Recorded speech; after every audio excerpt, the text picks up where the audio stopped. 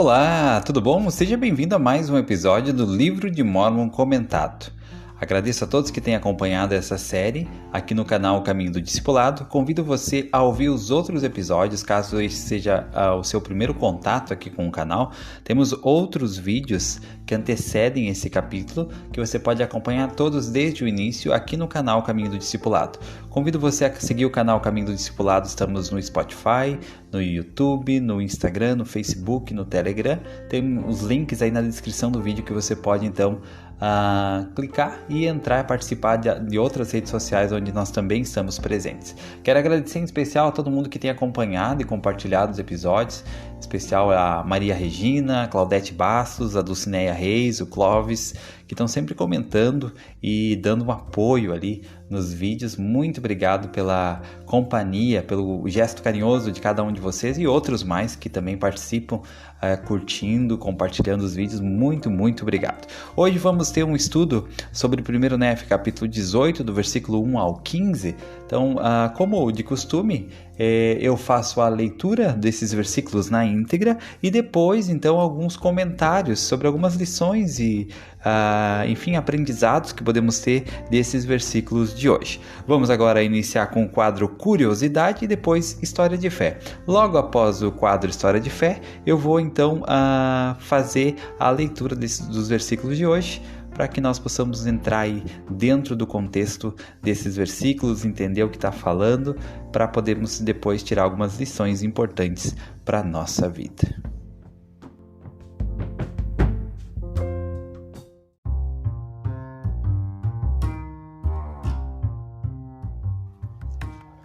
Curiosidade. Você sabia que o significado do nome Nef em hebraico geralmente é interpretado como bom, belo ou agradável? Embora algumas fontes também o relacionem a uma possível origem egípcia ou árabe, com significado também semelhante.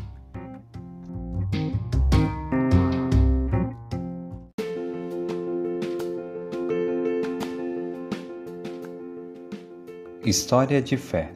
Essa história foi contada pelo elder Stephen A. Snow, dos 70, na Conferência Geral de outubro de 2001, e diz o seguinte: tendo sido criados no sul de Utah, alguns de nós procurávamos emprego nos muitos postos de gasolina localizados na Estrada 91, no trecho em que ela atravessava o centro da cidade de St. George.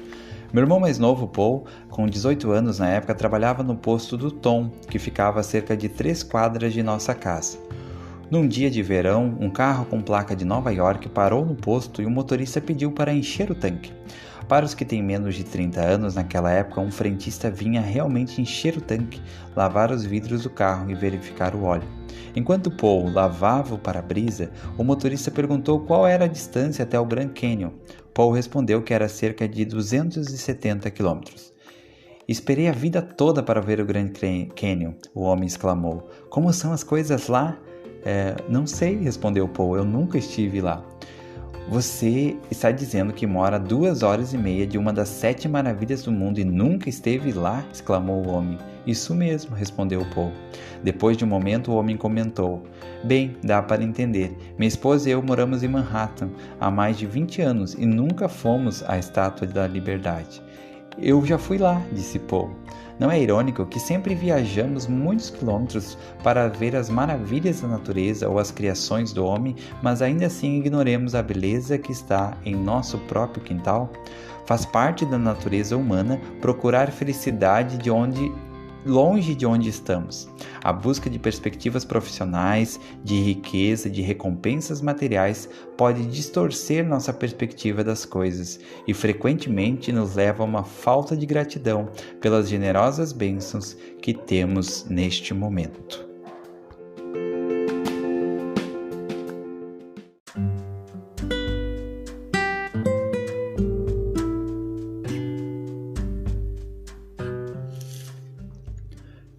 E aconteceu que adoraram ao Senhor e acompanharam-me, e lavramos madeira de modo esmerado. E o Senhor mostrou-me de tempos em tempos de que maneira eu deveria trabalhar as madeiras do navio. Ora, Eu, Nefe, não trabalhei a madeira pelo método que os homens conheciam, nem construí o navio pelo método dos homens, mas construí-o pelo método que o Senhor me havia mostrado. Não foi, portanto, igual ao dos homens. E eu, Nefe, ia frequentemente à montanha e orava frequentemente ao Senhor, e por isso o Senhor me mostrou grandes coisas. E aconteceu que depois de haver terminado o navio de acordo com a palavra do Senhor, meus irmãos viram que estava bom e que o trabalho fora muito bem executado. Tornaram a humilhar-se, portanto, diante do Senhor. E aconteceu que meu pai ouviu a voz do Senhor, ordenando que nos levantássemos e entrássemos no navio.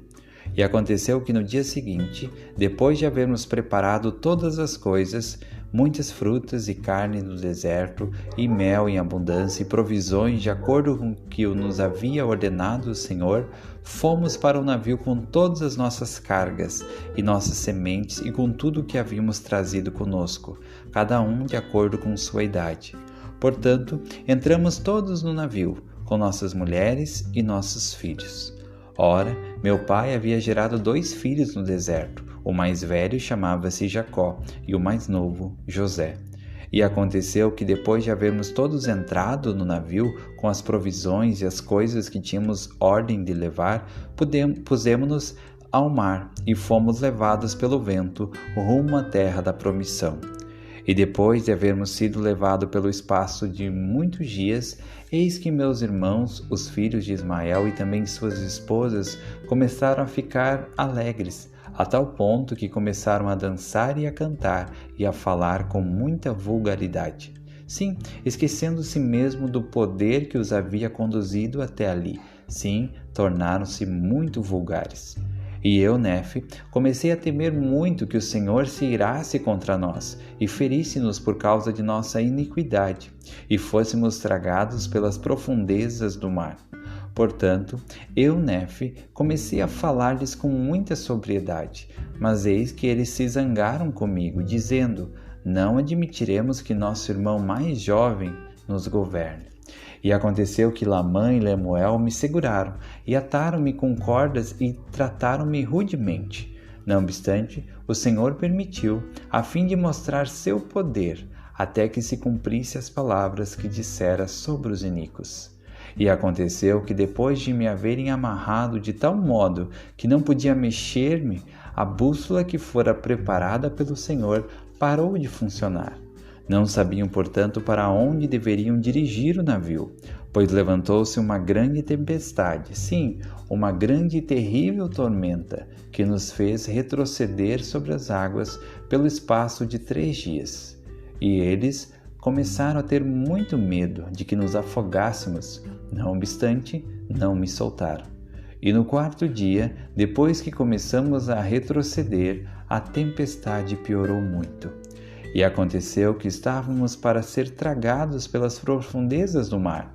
E depois de havermos retrocedido pelo espaço de 4 dias, meus irmãos começaram a ver que os juízos de Deus estavam sobre eles e que morreriam, caso não se arrependessem de suas iniquidades. Foram, portanto, ter comigo e soltaram-me as cordas dos pulsos, e eis que estavam inchados, e também meus tornozelos estavam muito inchados e doloridos.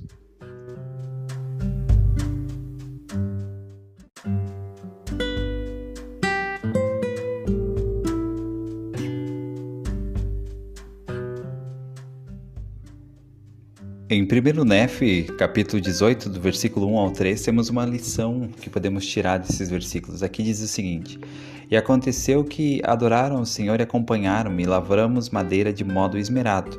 E o Senhor mostrou-me de tempos em tempos de que maneira deveria trabalhar as madeiras do navio. Então aqui fala que o Senhor mostrava para Nefe de tempos em tempos de que maneira ele deveria trabalhar as madeiras do navio.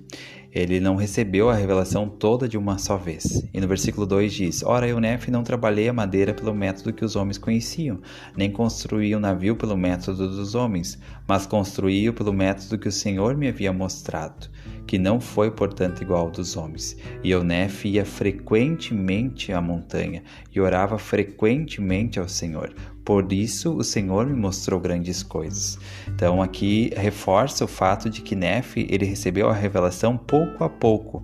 A revelação não veio de uma só vez. Primeiro no versículo 1 diz que o Senhor mostrava para ele de tempos em tempos, e no versículo 3 diz que ele orava frequentemente ao Senhor. Por isso o Senhor mostrava para ele as grandes coisas, e que ele ia frequentemente à montanha para orar ao Senhor. Então o processo de revelação ele não aconteceu de uma só vez, o processo pelo qual Nefe construiu o navio.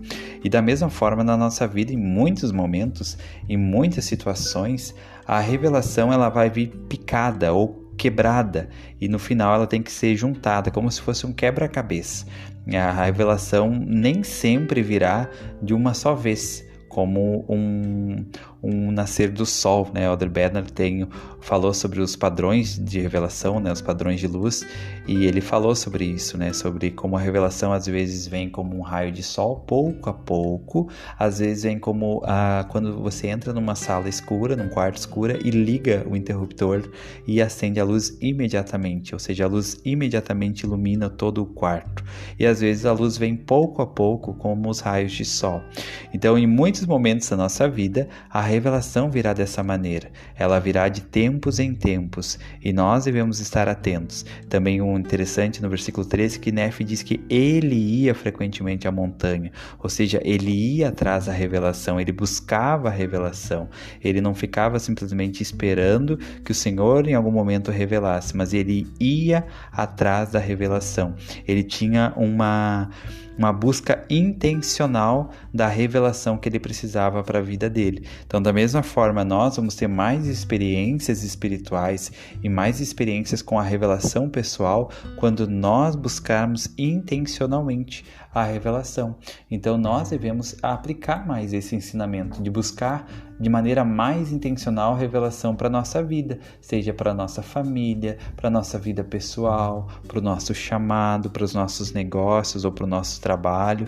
Nós devemos buscar, nós devemos ir mais frequentemente à montanha e orar ao Senhor e buscar a revelação para a nossa vida. E ela virá, um pouco aqui, um pouco ali. O Senhor, ele dá linha sobre linha, preceito sobre preceito, mas ele sempre vai nos dar a revelação que nós precisamos.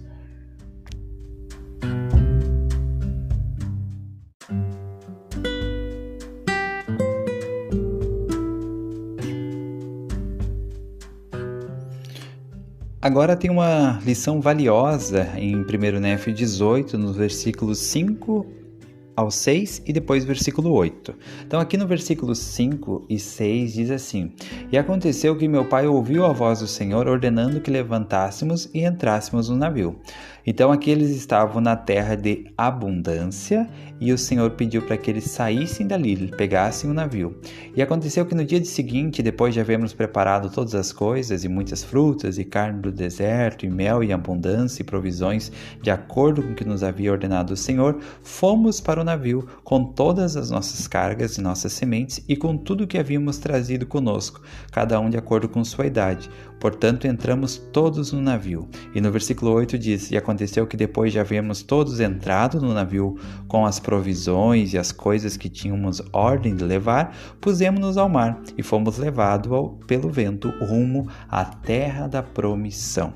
Então, aqui Nefe e sua família, eles estavam na terra de abundância.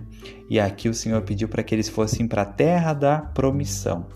Muitas vezes vamos ter momentos confortáveis em nossa vida, em que vamos estar vivendo na terra de abundância, com muita abundância de tudo que precisamos, mas talvez vamos perceber que o Senhor não quer que nós permanecemos na terra de abundância, que não é ali o nosso destino final.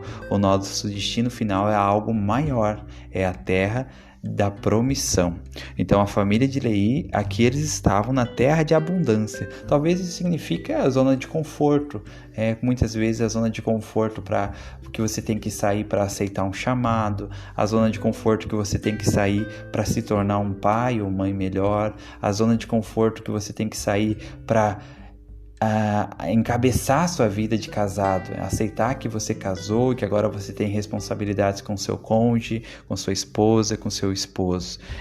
Talvez essa sair da terra de abundância significa deixar a zona de conforto. Quando um casal decide ter um filho, isso é sair da terra de abundância muitas vezes, é aceitar ir em direção à terra da promissão. E aqui, como ele falou no versículo 8, né, que eles foram levados pelo vento rumo à terra da promissão.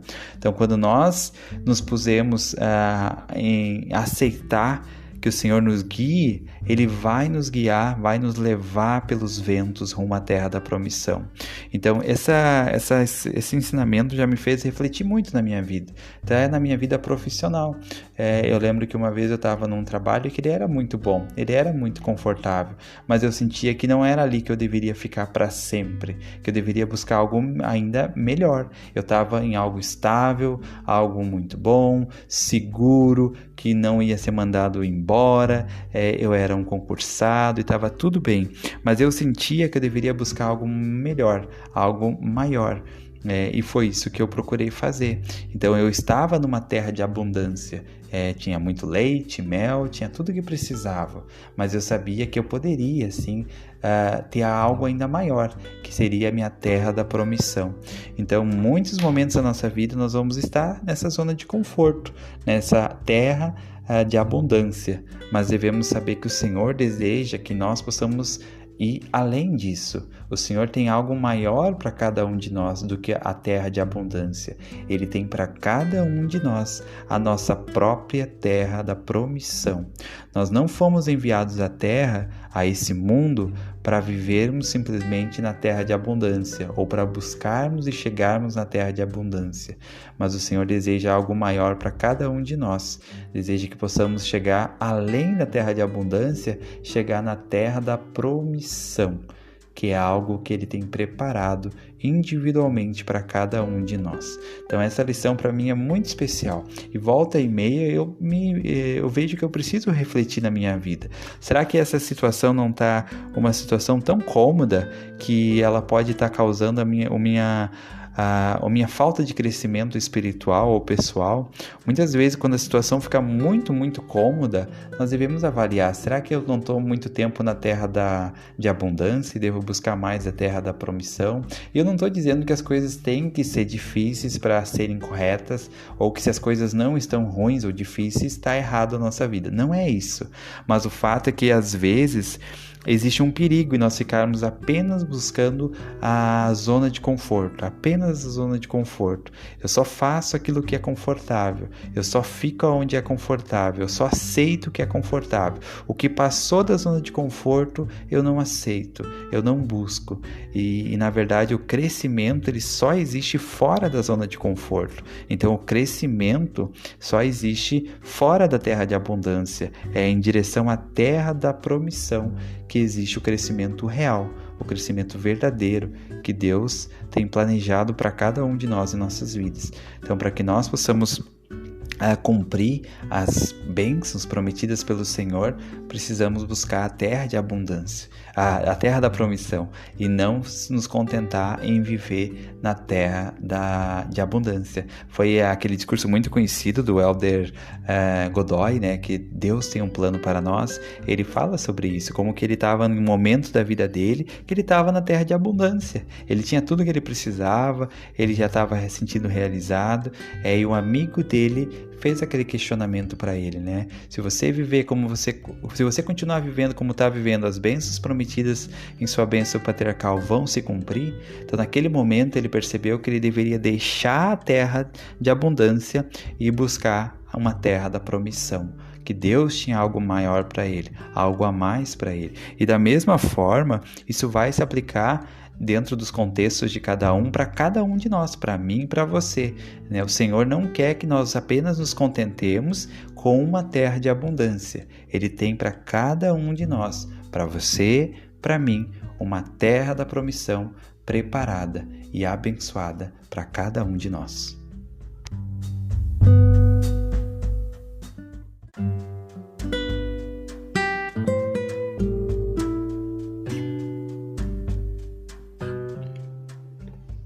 O último comentário do bloco de hoje está nos versículos 11 ao 14. Primeiro Nef 18, versículo 11 ao 14, temos uma lição interessante aqui.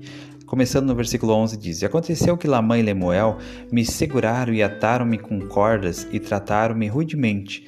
Não obstante, o Senhor permitiu a fim de mostrar seu poder, até que se cumprissem as palavras que disse sobre os iníquos. E aconteceu que depois de me haverem amarrado de tal modo que não podia mexer-me, a bússola que fora preparada pelo Senhor parou de funcionar, e não sabiam, portanto, para onde deveriam dirigir o navio, pois levantou-se uma grande tempestade, sim, uma grande e terrível tormenta, que nos fez retroceder sobre as águas pelo espaço de 3 dias, e começaram a ter muito medo de que nos afogássemos. Não obstante, não me soltaram. E no 4º dia, depois que começamos a retroceder, a tempestade piorou muito. Então, aqui nesses versículos, Lamã e Lemuel, nesse momento, quem estava liderando aqui a jornada, né, rumo à terra da promissão, o barco, era Nef. Então, ele que estava liderando essa jornada. E Lamã e Lemuel entraram em desacordo, inclusive trataram ele rudemente, prenderam ele, amarraram ele, né? E quando eles fizeram isso, a bússola parou de funcionar. E eles já não sabiam mais para que direção ir. Imagina no meio do mar, tudo mar, todos os lados, a mesma coisa, não enxerga nada além do mar. E você não saber em que direção seguir. Então a bússola parou de funcionar. E além disso, para piorar a situação, levantou uma grande tempestade, uma tormenta, que fez com que o navio começasse a retroceder. Eles retrocederam o que eles tinham andado. E eles retrocederam pelo espaço de 3 dias. Qual é a lição que eu gostaria de tirar aqui? Nef era o líder do barco. Lamã e Lemuel não estavam alinhados com Nef, que era o líder. E por causa disso, por não estarem alinhados com o líder, eles retrocederam, eles se envolveram numa tempestade muito grande, a bússola parou de funcionar para eles, começaram a ficar perdidos. Então, algo que é muito interessante é a importância de nós estarmos alinhados com os líderes. Nef era o líder do navio nesse momento. Ele era o líder, o capitão que estava levando o barco, sob a orientação do Senhor. E Lamã e Lemuel entraram em desacordo com Nef, não concordaram com Nef, prenderam Nef, trataram Nef de modo rude. E o que aconteceu? Perderam a orientação. A bússola parou de funcionar. Não sabiam mais para onde ir. Começaram a retroceder e se levantou uma grande tempestade. Então, da mesma forma, se nós não estivermos alinhados com nossos líderes, se nós começarmos a achar problemas, as falhas e dificuldades dos nossos líderes, a mesma coisa vai acontecer com cada um de nós. Vamos perder a orientação, a bússola vai parar de funcionar, as tempestades vão se levantar e vamos começar a retroceder. Aquilo que nós andamos para frente, nós vamos retroceder para trás, enquanto estivermos desalinhados com nossos líderes. Aqui fala que depois que eles aceitaram, foram até Nef, soltaram ele, pediram desculpa, então a bússola voltou a funcionar e eles começaram a tomar de novo o rumo à terra da promissão. Então, da mesma forma, cada um de nós precisamos estar alinhados com os nossos líderes. É muito importante e é algo desafiador, porque os líderes, eles são imperfeitos. Eles têm suas falhas, eles têm seus erros, né? Que muitas vezes, na maioria das vezes, na verdade, é com um desejo de fazer o que é certo, mas são seres humanos. E, de fato, em qualquer pessoa nós podemos achar defeitos. Uma pergunta, será que em Jesus Cristo era possível encontrar defeito em Jesus Cristo? Será que era possível achar defeito em Jesus Cristo? Olha, eu acho difícil, mas nós vemos que era possível, porque vários criticavam ele. Quando ele ia falar com certas pessoas da sociedade que não era comum falar, ele era criticado, ou seja, as pessoas que criticavam viam defeito nele. Então, até mesmo em Jesus Cristo era possível achar defeito. Será que não vai ser possível achar defeito em um líder? Em um homem? E eu não estou te falando que Jesus Cristo tinha defeito, mas entende que o defeito está muito mais em quem percebe ele do que em quem está sendo acusado. Os fariseus percebiam defeito em Jesus Cristo, eles enxergavam defeito em Jesus Cristo, eles viam defeito em Jesus Cristo. Jesus Cristo tinha defeito? Não. Não tinha. O defeito, ele está muito mais em quem acusa o defeito do que em quem está sendo acusado. Muito mais, depende mais dos olhos de quem vê do que quem está sendo acusado. Então, a prova disso é essa analogia, que até mesmo em Jesus Cristo, algumas pessoas encontraram defeito, viram defeito nele. Ele tinha defeitos? Não tinha defeito, mas os olhos deles estavam voltados para procurar defeito, para encontrar defeito, inclusive no Salvador. E o que aconteceu? Eles conseguiam encontrar defeito. Então imagine nós, se os nossos olhos estiver voltado para encontrar, para ver, para perceber os defeitos dos nossos líderes, rapidamente, muito rapidamente, nós vamos conseguir ver os defeitos dos nossos líderes, encontrar falhas, encontrar defeitos que talvez nem são reais, como esse que os fariseus viam em Jesus Cristo. Não eram defeitos reais, eram coisas que eles inventavam pelo modo como eles viam o mundo, como eles queriam ver Jesus Cristo, eles viam defeito. Então não quer dizer que ele tinha. Então, da mesma forma, se nós quisermos ver defeito, né, em nossos líderes, nós vamos ver, nós vamos enxergar. E se nós começar a ver e ir por esse caminho de enxergar os defeitos dos nossos líderes, é o caminho de Lamã e Lemuel nesses versículos 11, 12, 13 e 14. Eles começaram a criticar Nefe, prenderam Nefe, e o que aconteceu? A bússola parou de funcionar, ou seja, eles perderam a direção. As tempestades se levantaram e eles começaram a retroceder, voltar para trás. Então é isso que vai acontecer se nós também irmos por esse caminho, né, de não estar alinhado com os nossos líderes. Nós vamos ter essas consequências também na nossa jornada rumo à nossa própria terra da promissão.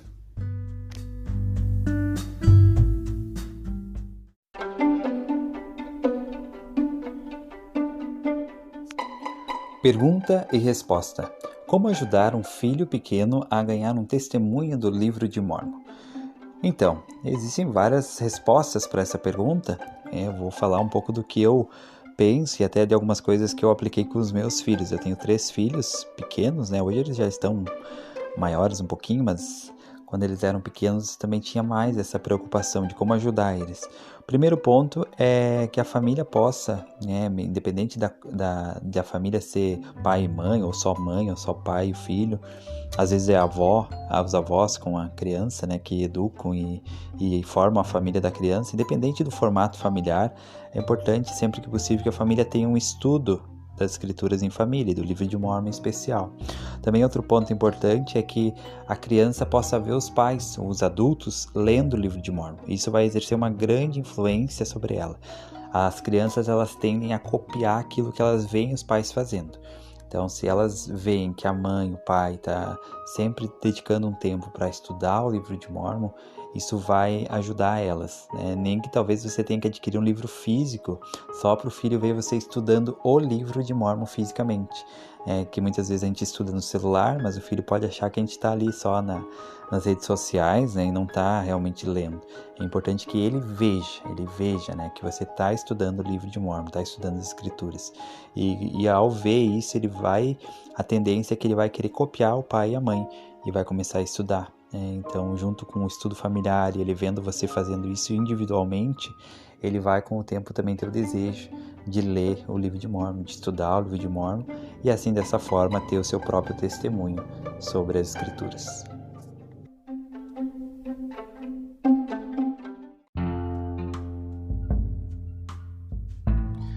Muito obrigado a você. Chegamos a mais um episódio, ao final de um episódio do Livro de Mórmon Comentado. Muito obrigado a você que acompanhou até aqui. Obrigado a todos que têm comentado, curtido, compartilhado. Fico muito feliz em saber que de alguma forma possa estar ajudando esses episódios alguém no seu estudo, enfim, no seu testemunho sobre as Escrituras, sobre o Salvador Jesus Cristo. Então, muito obrigado a todos que acompanham, tá? Muito obrigado especialmente a você que está ouvindo até agora esse podcast, esse vídeo. Muito, muito obrigado. Convido você a seguir o caminho do discipulado nas redes sociais, no Instagram, no Facebook, no Telegram, no YouTube, no Spotify. E que você tenha um ótimo dia hoje, tá bom? Muito obrigado pela sua companhia e lembre-se sempre, o caminho do discipulado é Jesus Cristo.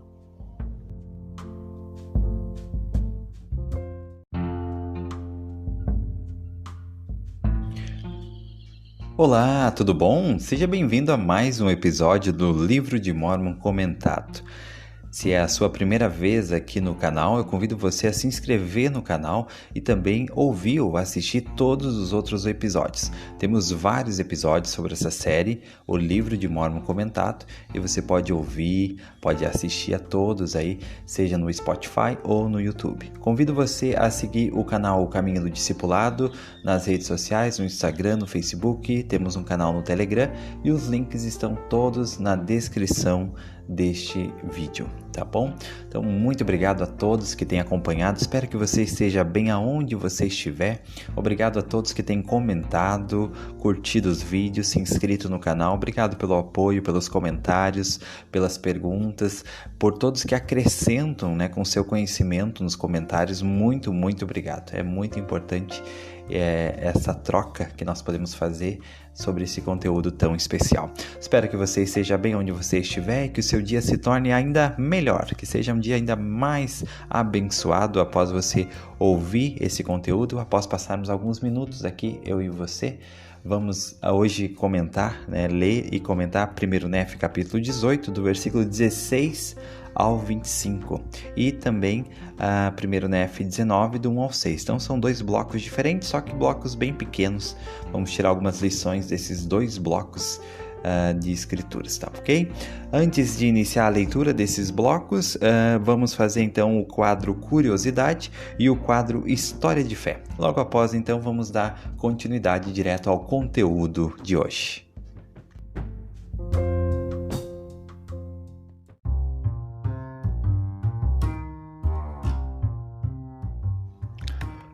Curiosidade.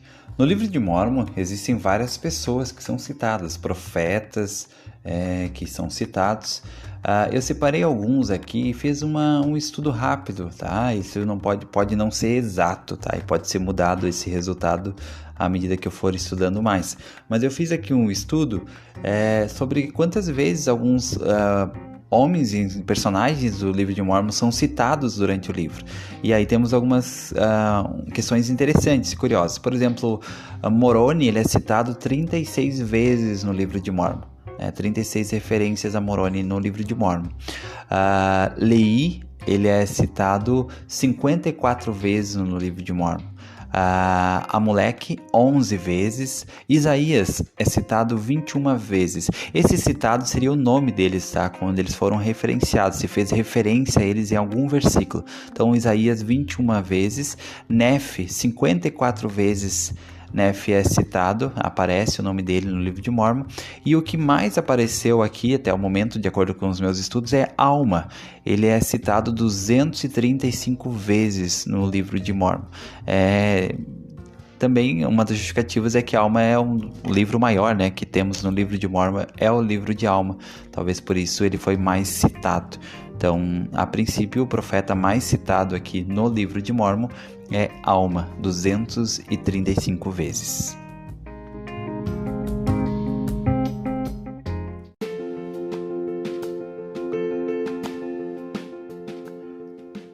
História de Fé. Essa história foi contada pelo Elder Hélio da Rocha Camargo, que é um brasileiro, na Conferência Geral de outubro de 1990. E ele falou o seguinte: sou grato por ter sido ensinado nos princípios de honestidade, trabalho árduo e economia, muito mais pelo exemplo diário de meus pais e parentes do que por suas palavras de conselho. Naqueles dias, agora distantes no passado de minha adolescência, decidi seguir a carreira militar. Na academia fui ensinado por meus líderes e mestres nos princípios de disciplina, obediência e dedicação. Por aquela experiência, minha alma também se enche de gratidão. Quando ainda jovem, ao tempo em que ocorreu, considerei o infortunado acidente que me impediu de prosseguir na carreira militar como um terrível impedimento à realização dos meus mais acalentados sonhos. Entretanto, hoje, a este ponto de minha vida, em que os cabelos castanhos foram substituídos pelos brancos, que agora ameaçam abandonar-me inteiramente, chego a reconhecer aquele acidente como uma bênção disfarçada, destinada a impulsionar minha existência a outros caminhos que me conduziriam a níveis mais altos de entendimento e autorrealização. Sou também grato por isso.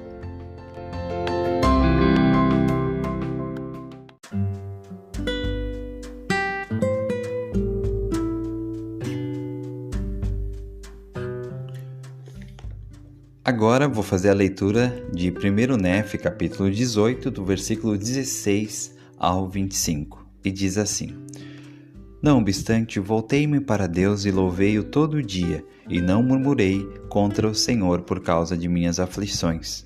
Ora, meu pai Lei dissera-lhes muitas coisas, bem como aos filhos de Ismael, mas eis que eles proferiram ameaças contra quem me defendesse. E meus pais, sendo muito idosos e tendo sofrido muito por causa de seus filhos, adoeceram, sim, a ponto de terem que ficar de cama. Por causa de sua dor e do seu grande pesar e das iniquidades de meus irmãos, chegaram quase ao ponto de serem levados desta vida para se encontrarem com seu Deus. Sim, seus cabelos brancos estavam prestes a descer ao pó. Sim, estavam prestes a ser lançados na sepultura das águas, por causa de seu pesar. E Jacó e também José, sendo jovens e tendo necessidade de muito alimento, sofreram por causa das aflições de sua mãe. Nem minha mulher, com suas lágrimas e súplicas, nem meus filhos haviam conseguido abrandar o coração de meus irmãos para que me soltassem. E nada, a não ser o poder de Deus, que ameaçava destruí-los, conseguiu abrandar-lhes o coração. Portanto, quando viram que estavam para ser tragados pelas profundezas do mar, arrependeram-se do que haviam feito e soltaram-me. E aconteceu que depois de haverem soltado, eis que tomei a bússola e ela funcionou como eu queria. E aconteceu que orei ao Senhor, e depois de haver orado, os ventos cessaram, a tempestade parou e houve grande calmaria. E aconteceu que eu, Nef, dirigi o navio, e navegamos novamente rumo à terra da promissão. E aconteceu que depois de havermos navegado pelo espaço de muitos dias, chegamos à terra da promissão, e descemos a terra e assentamos nossas tendas, e chamamo-la terra da promissão. E aconteceu que começamos a cultivar a terra e a plantar sementes. Sim, semeamos na terra todas as sementes que havíamos trazido da terra de Jerusalém. E aconteceu que elas cresceram extraordinariamente. Fomos, portanto, abençoados com abundância.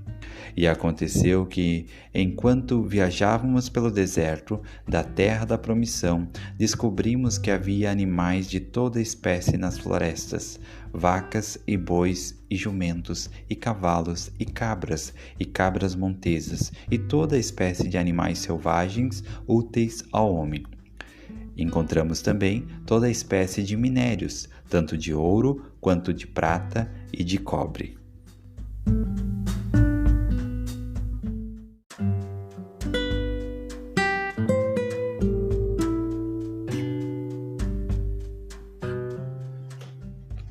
Um comentário sobre esse bloco que acabamos de ler está aqui em 1 Nef, capítulo 18, versículo 16, que diz assim: Não obstante, voltei-me para Deus e louvei-o todo dia, e não murmurei contra o Senhor por causa de minhas aflições. Então aqui Nef, ele estava em meio às suas aflições, né, que vinham muito por causa das escolhas erradas de seus irmãos. A família toda estava sofrendo, os pais, né, Lei e Sari, estavam sofrendo, os irmãos mais novos estavam sofrendo e ainda os irmãos incomodando.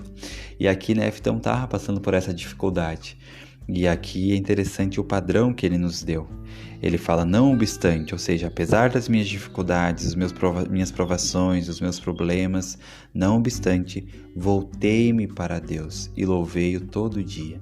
Então, nós também, não obstante, ou apesar das nossas dificuldades, das nossas provações, nossas dores, enfermidades, dificuldades que enfrentamos pessoais, familiares, de relacionamento, dificuldades financeiras, não obstante, voltei-me para Deus, que nós possamos nos voltar para Deus, especialmente em meio às nossas dificuldades. De maneira quase que irracional, muitas vezes nós e muitas pessoas, justamente nos seus momentos de dificuldade, de provação, acabam deixando o Senhor de lado, acabam virando as costas para o Senhor, deixando de buscar o Senhor como deveriam buscar. E nesses momentos nós devemos lembrar de Nef, que ele falou, não obstante, ou seja, apesar de todas as dificuldades, voltei-me para Deus. Louvei-o todo dia e não murmurei contra o Senhor por causa de minhas aflições. Então, mais uma vez, Nef deixa um grande exemplo para nós. Apesar de todas as provações, ele se voltou para o Senhor, louvou ao Senhor todo dia, ou seja, ele dedicou ao Senhor o melhor da sua energia. E ainda fala que ele não murmurou contra o Senhor por causa das suas aflições. Então, que ensinamento precioso que podemos tirar aqui, né? Que seja no futuro, quando nós passarmos por provações ou por provações e dificuldades que estamos enfrentando hoje, que esse seja o momento de nos voltar ainda mais para o Senhor, de maneira mais intencional. Do que nunca ou do que antes, que não seja um momento de enfraquecimento da nossa fé por causa das nossas provações, mas que por meio dessas provações possamos nos voltar a Deus, louvar a Ele, e aí então nós seremos abençoados por Ele de maneira incrível. Tá ok? Então esse é um comentário que eu gostaria de fazer desse bloco, no versículo 16 de 1 Nef, capítulo 18.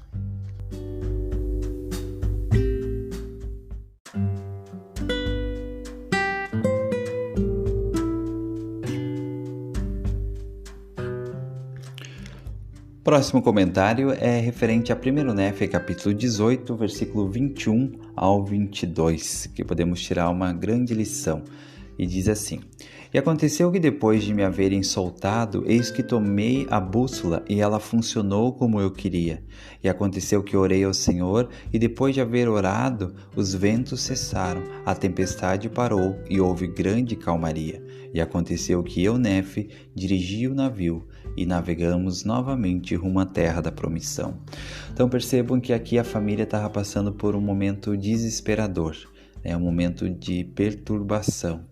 E observem a influência, o poder espiritual de Nef.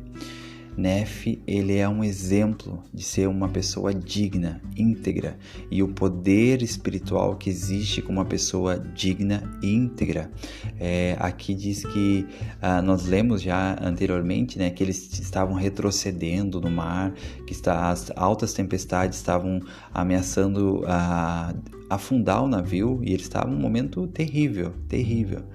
E então aqui Nef, ele foi liberto, ele estava preso e foi liberto, e logo que ele foi liberto, ele pegou a bússola e ele disse que ela funcionou como ele queria. A bússola, ela era muito mais espiritual do que algo físico. Ela era algo físico, mas que funcionava somente pelo poder espiritual.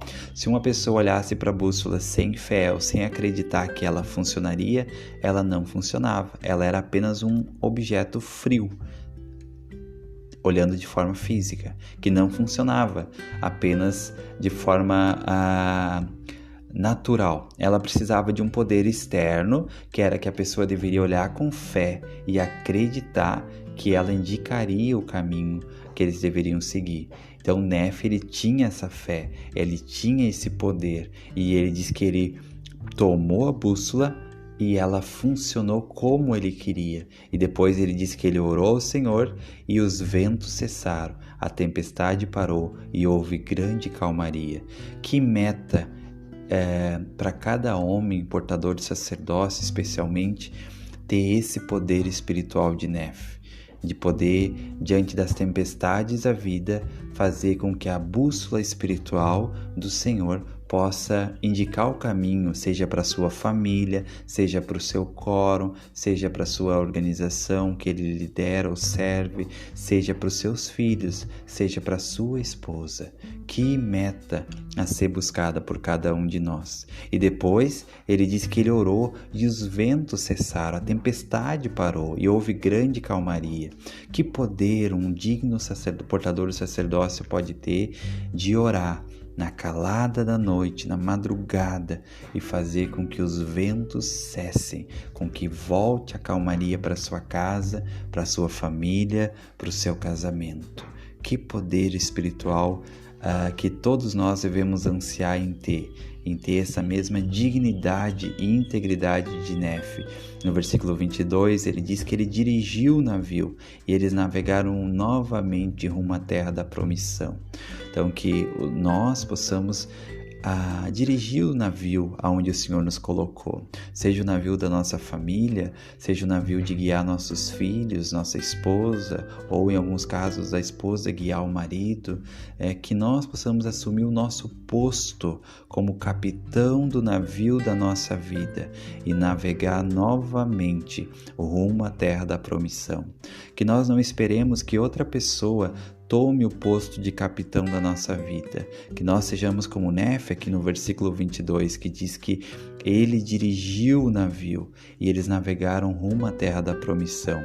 Então, que nós possamos dirigir o navio da nossa vida, da nossa família, do nosso quórum, do nosso chamado, dos nossos filhos, da nossa esposa ou do nosso esposo. Que lição maravilhosa que nós podemos ter com Nefe aqui. Primeiro, sobre o poder da integridade.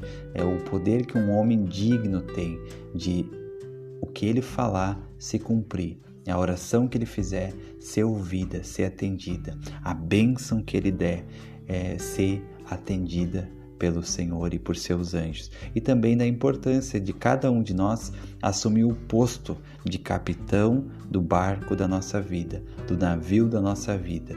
Não esperar que outra pessoa venha e guie o navio da nossa vida. Não depender de outras pessoas para nos encontrar no caminho em direção à terra da promissão.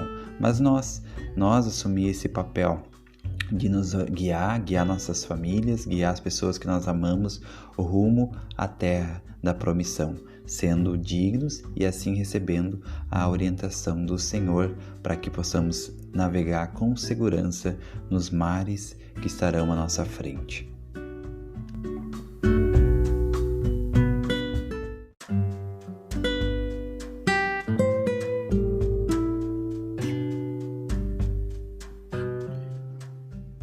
O segundo bloco de hoje é 1 Nefe capítulo 19, do versículo 1 ao 6, e diz o seguinte: E aconteceu que recebi ordem do Senhor, portanto fiz placas de metal para nelas gravar o registro de meu povo.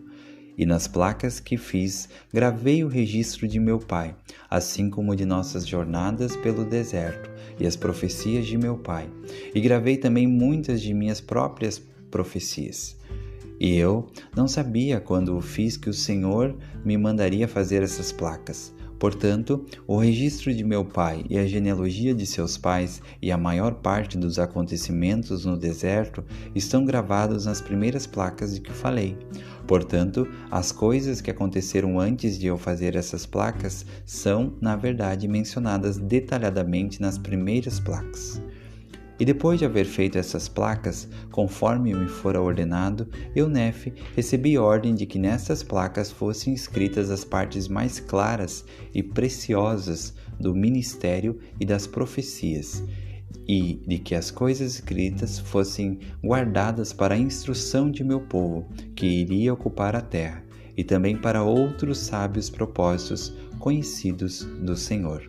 Portanto, eu, Nefe, fiz nas outras placas um registro que relata, ou melhor, faz um relato maior das guerras e contendas e destruições de meu povo. E fiz isso e ordenei a meu povo que deveria fazer depois de minha morte. e que essas placas deveriam ser transmitidas de uma geração a outra ou de um profeta a outro, até novas ordens do Senhor. E mais adiante descreverei como fiz essas placas, e por ora eis que prossigo conforme o que disse, e faço isto a fim de que sejam preservadas as coisas mais sagradas para conhecimento de meu povo. Não obstante, nada escrevo nas placas, salvo o que considero sagrado. E agora, se erro, também os antigos erraram. Não que outros homens me sirvam de desculpa, mas por causa da fraqueza que há em mim, segundo a carne, quero desculpar-me.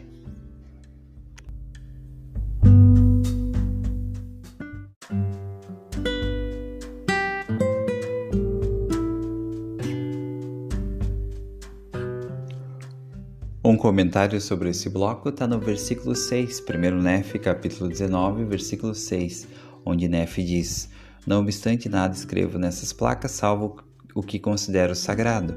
E agora, se erro, também os antigos erraram. Não que os outros me sirvam de desculpa, mas por causa da fraqueza que há em mim. Eu acho interessante desse versículo que Nefe dá uma lição sobre aceitarmos que nós somos imperfeitos. Muitas vezes nós temos dificuldade com nossas próprias imperfeições. E na verdade é um caminho, uma linha muito tênue entre você ter paciência com suas imperfeições e você simplesmente aceitar que você é imperfeito e não buscar ser melhor. Então existe uma diferença entre você entender, sim, eu sou imperfeito, eu não sou perfeito, eu não vou conseguir ser perfeito, mas eu vou me esforçar para ser perfeito, para fazer o meu melhor em tudo que eu puder. Mas, mesmo fazendo o meu melhor em tudo que eu puder, eu ainda sei que não vou ser perfeito. O Senhor falou em 3 Nefe, também temos em Mateus 5,48, o Senhor fala, sede vós perfeitos. Então o Senhor falou para que nós fôssemos perfeitos, que nós deveríamos ser perfeitos. É interessante que quando o Salvador falou, o relato em Mateus 5,48 diz: Sede vós perfeitos, assim como é perfeito o vosso Pai que está nos céus. Em 3 Nefe 12,48 ele fala que sede vós perfeitos como eu e como o vosso Pai que está nos céus. Ou seja, o próprio Salvador, enquanto ele falou em Mateus 5,48 no Sermão da Montanha, dá a entender que ele não era perfeito ainda e que ele se tornou plenamente perfeito após ele ter passado pela morte, após ele antes ter feito a expiação, ter passado pela morte e ter ressuscitado com um corpo ressurreto. Então isso dá a entender que ele ainda estava no processo de aperfeiçoamento, apesar de sabermos que ele nunca cometeu nenhum pecado. Então, da mesma forma, nós também não somos perfeitos. O presidente Nelson, recentemente, num discurso, ele falou que nós não alcançaríamos a perfeição neste estado. Então, temos sim o mandamento de sermos perfeitos, mas neste estado não seremos perfeitos, não nos tornaremos perfeitos. Devemos buscar a perfeição talvez em áreas específicas da nossa vida, em aspectos específicos. Por exemplo, eu posso ser perfeito em guardar o mandamento, eu posso ser perfeito em cumprir com um princípio do Evangelho. Mesmo sabendo que eu não serei perfeito plenamente, eu posso escolher áreas específicas em que eu vou buscar a perfeição naquelas áreas, mas ter paciência. Como o Nefe falou, eu gosto muito como ele falou, porque para mim e talvez para você também, Nefe parecia ser um homem perfeito. Ele é incrível, né? Tantas lições que nós podemos tirar com esse homem especial. Mas ele fala que, e agora se erro, também os antigos erraram. Não que os outros homens me sirvam de desculpa, mas por causa da fraqueza que há em mim. Então, nós devemos aceitar que nós não somos perfeitos e não devemos esperar a perfeição.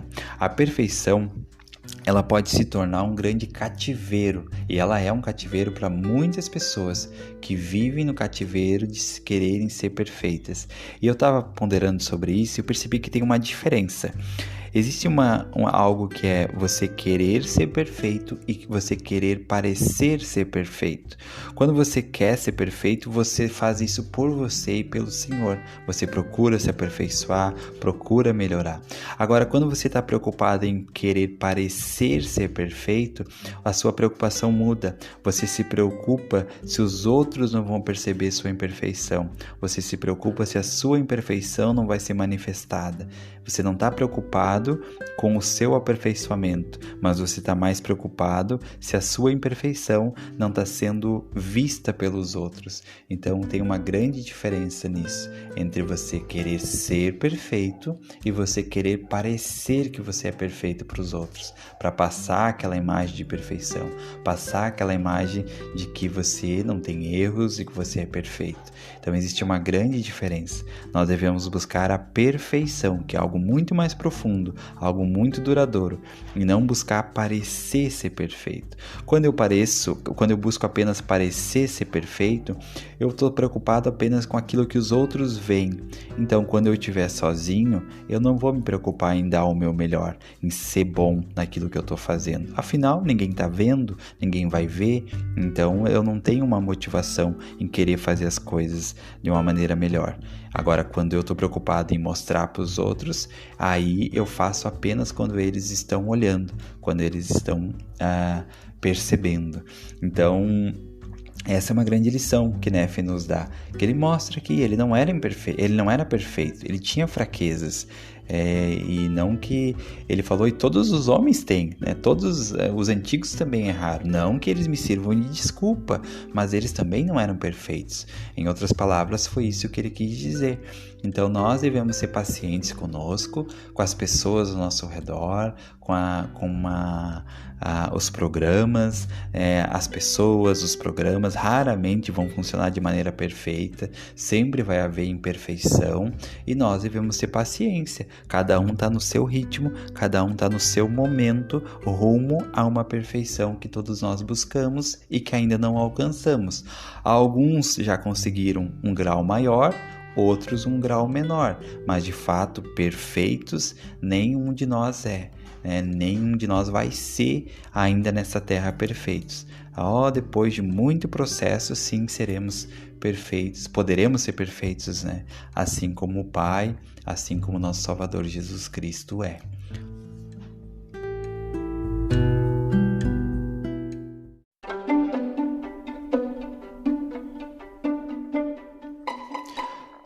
Perguntas e respostas. A pergunta de hoje está em um comentário no canal do YouTube, o meu amigo Robson. Robson é um grande amigo meu. E estou feliz que ele tenha acompanhado os vídeos. Ele fez uma pergunta. A pergunta dele é assim, ele escreveu: tenho uma pergunta. Se o personagem com quem Nefe conversou no início do capítulo, aqui ele está falando do capítulo 11, tá? Ele comentou no vídeo do dia 16, tá? Na primeiro Nefe 11, do versículo 1 ao 20. Ele falou: se o personagem com quem Nefe conversou no início do capítulo era o Espírito Santo e o terceiro membro da Trindade, então, pelo que eu sei, esse é o único registro de alguém que viu o Espírito. Inclusive, no versículo 12, o Espírito se retira e no 14, um anjo desce e continua a conversa. Seria Nefe o único a ter visto o corpo do Espírito Santo de que se tem registro? Sempre tive essa dúvida. Então, uma ótima pergunta que eu não vou responder, tá bom? Eu não vou responder agora, mas eu já estudei um pouco sobre esse assunto e eu vou fazer o seguinte, tá bom, Robson? Eu vou fazer um outro vídeo e aí falando sobre esse assunto específico, tá? Porque ele é bem especial, tem várias lições aí importantes sobre o Espírito, sobre o personagem do Espírito. Existe um pouco de confusão às vezes, né? Por exemplo, se o Espírito ele é um personagem da Trindade, né? Ele é um Deus, né? Membro da Trindade, como que ele pode habitar em cada um de nós, né? São perguntas. E tudo isso eu pretendo responder essas questões nesse vídeo, tá? Eu não vou me comprometer com uma data aqui, porque às vezes eu posso prometer uma data e não conseguir, daí eu acho ruim fazer isso, tá? Então vamos fazer o seguinte, eu vou fazer um vídeo e aí eu posto aqui no canal, tá? Explicando, falando dentro daquilo que eu estudo, do que eu ainda vou estudar sobre esse assunto, e a gente pode ir comentando também, tá? E se alguém tiver a resposta para dar já pro Robson referente a essa pergunta, pode colocar nos comentários, aí a gente vai agregando, fazendo algo bem legal, tá? Mas eu vou fazer um vídeo, e aí nesse vídeo eu vou buscar referências nas escrituras, nas palavras dos profetas, para não falar do meu próprio entendimento, senão eu poderia dar uma resposta aqui agora, mas eu não me sinto confortável em fazer isso, eu prefiro buscar as referências, fazer algo baseado naquilo que está de acordo com o que os profetas ensinam e o que está nas escrituras, tá bom? Então por isso eu vou deixar para outro momento, e aí eu faço um vídeo específico com as referências em mão e tudo mais, e a gente faz um vídeo bem legal falando sobre esse assunto, tá? Sobre o Espírito Santo, o terceiro membro da Trindade, e algumas lições e ensinamentos que podemos tirar sobre isso, tá bom? Muito obrigado, Robson, tá? Um abração, e se você tem alguma pergunta, você pode também deixar aí nos comentários, enviar nos comentários, a gente pode debater, conversar sobre essa pergunta, e vai ser algo muito interessante para todo mundo, tá bom?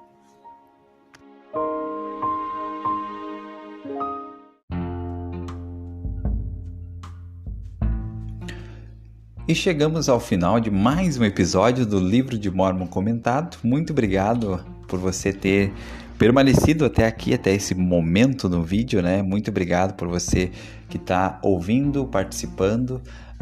Agradeço a todos pela participação, pelo apoio. Convido você a seguir o caminho do discipulado, se inscrever no canal no YouTube, estamos no Spotify, temos o link aí na descrição para você acessar o Telegram, o Instagram, o Facebook do canal Caminho do Discipulado, tá bom?